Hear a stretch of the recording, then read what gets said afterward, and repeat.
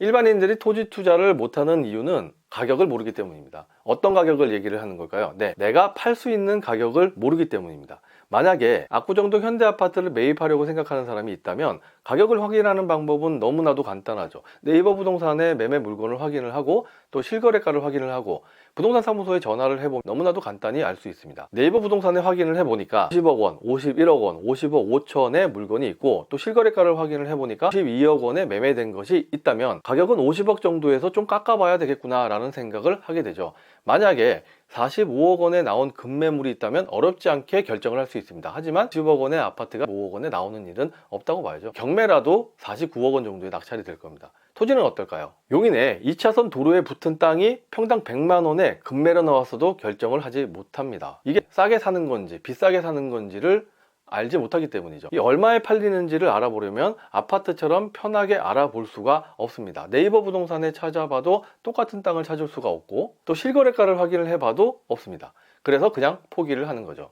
그런데 만약에 평당 100만 원에 급매로 나온 땅에 바로 붙어서 여러분의 부모님이 살고 있고 부모님이 살고 있는 집에 땅 알고 있다면 결정하기가 쉬웠을 겁니다. 여러분의 부모님은 자기 땅값을 누구보다도 잘 알고 있었을 테니까요. 만약 부모님이 살고 있는 집에 땅값이 평당 300만 원이라면 급매로 나온 평당 100만 원짜리 땅은 당장에 사야 되는 땅이고 만약에 부모님이 살고 있는 집 땅값이 평당 50만 원이라면 이 급매로 나온 평당 100만 원짜리 땅은 급매가 아니고 사실은 비싸게 나온 땅이라는 것을 금방 알 수가 있죠. 그래서 안 사겠죠. 결국 토지를 사지 못하는 단 한 가지 이유는 내가 산 다음에 팔 수 있는 가격에 대한 확신이 없기 때문입니다. 이건 프랜차이즈를 차리는 사람의 심리와도 좀 비슷한데요. 이 모든 사람들이 식당을 차릴 때 자기가 음식 레시피를 개발을 하고 연구해서 자기만의 음식 맛과 마케팅을 해야지만 돈을 벌 수 있다는 것은 TV에 나오는 수많은 맛집 소개 프로그램을 통해서 이미 알고 있습니다. 하지만 대부분 프랜차이즈를 선택을 합니다.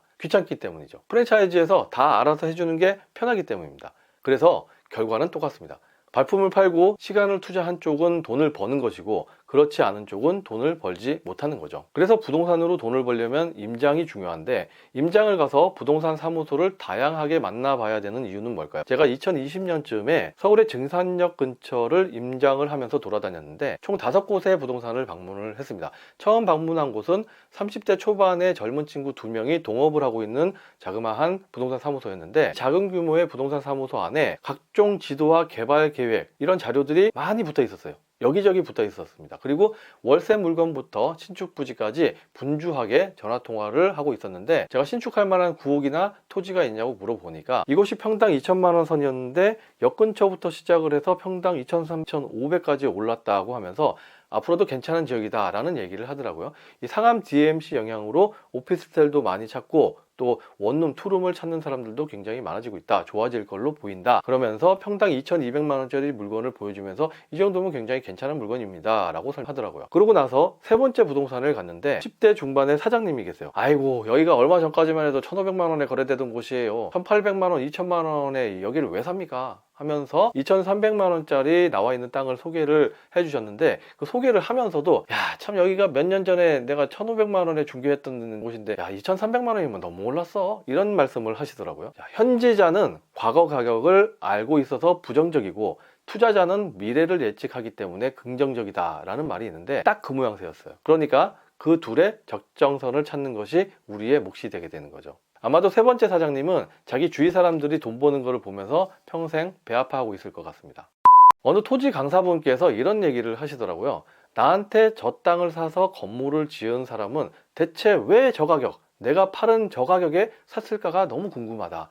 그래서 신축을 한번 공부해보고 싶다 라고 하더라고요. 제가 사무실로 돌아와서 그 토지를 계산을 해보니까 그 강사분께서는 토지 매각으로 3억 원가량의 수익이 발생했는데 그 땅을 사서 건물을 신축하신 분은 한 10억 원 정도의 수익이 생겼더라고요. 자, 토지 투자를 하면서 이런 의문이 든다면 신축을 했을 때의 수익 구조에 대해서 공부를 해보시는 것도 좋습니다.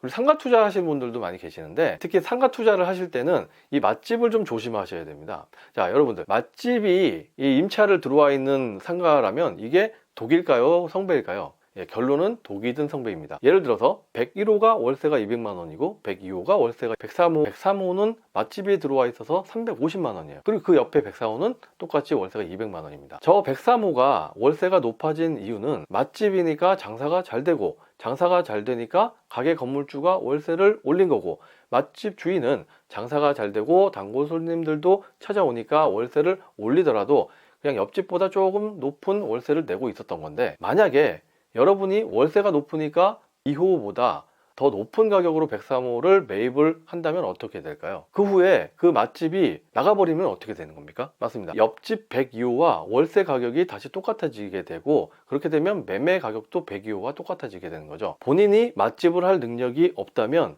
맛집이 있어서 월세를 많이 받는 상가는 좋은 상가다라는 접근을 하시게 되면 큰일 납니다.